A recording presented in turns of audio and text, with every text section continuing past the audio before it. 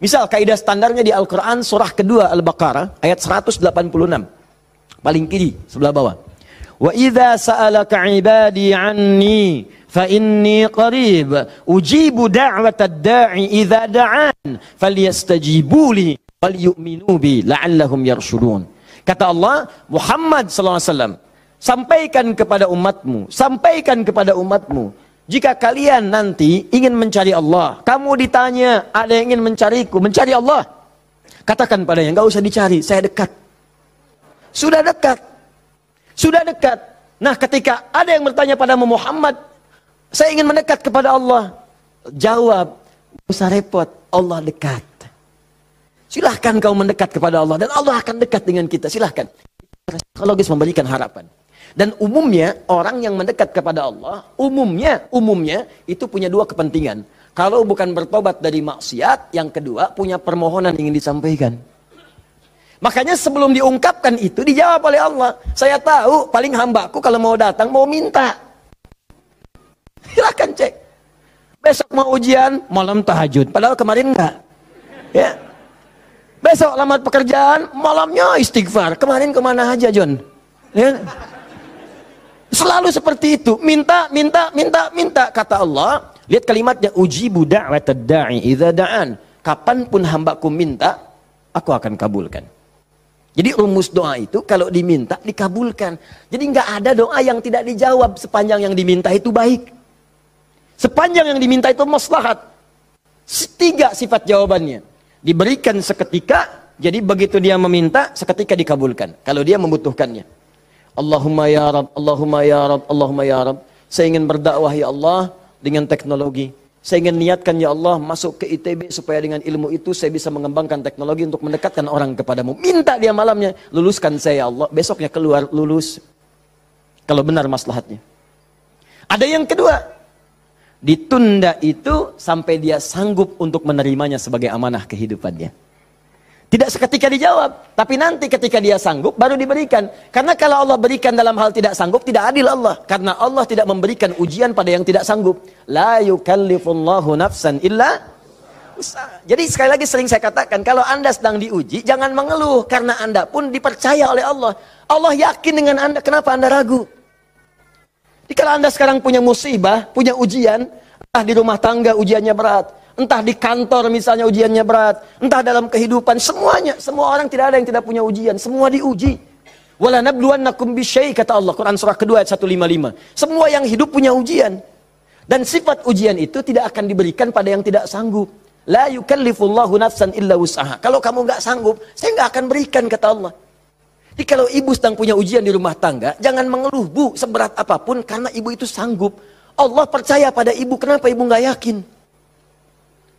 Antum punya ujian di kantor, berat rasanya Ustadz, betul memang berat, tapi Anda yang sanggup. Kalau ujian itu diberikan pada Adi Hidayat nggak sanggup.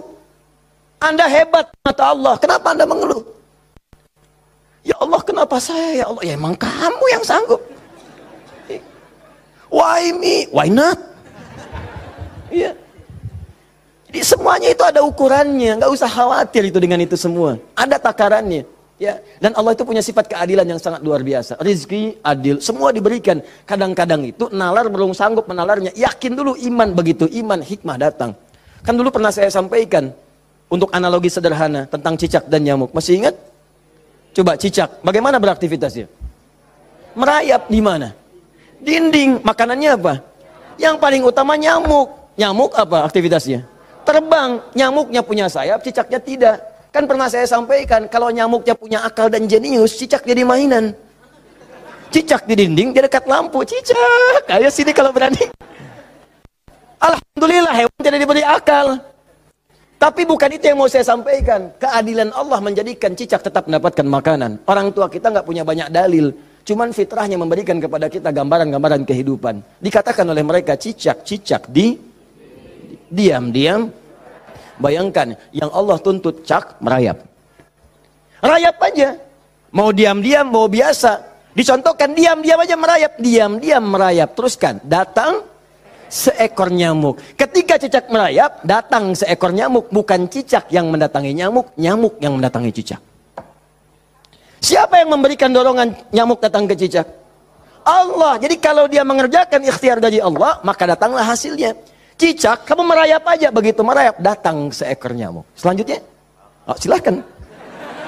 Ya. Tangkap, selesai. Itu poin yang pertama.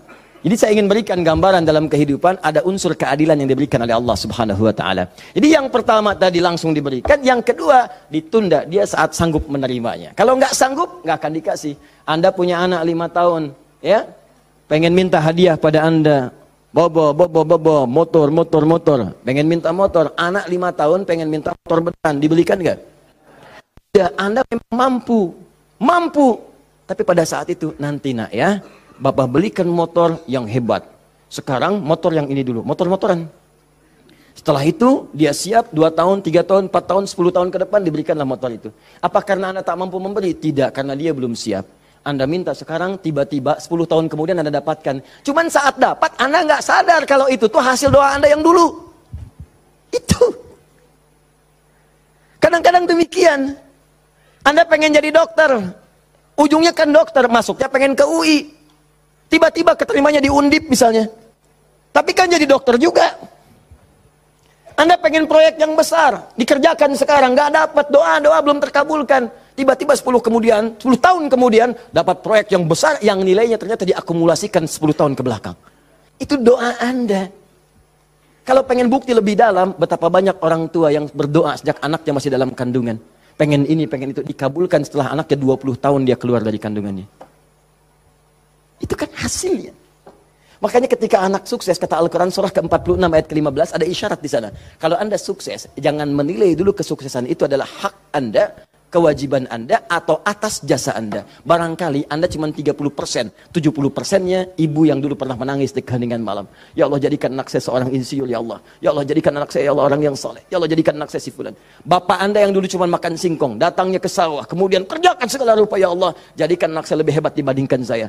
Puluhan tahun yang lalu mereka bermohon kepada Allah, doanya terkabul ke puluhan tahun kemudian.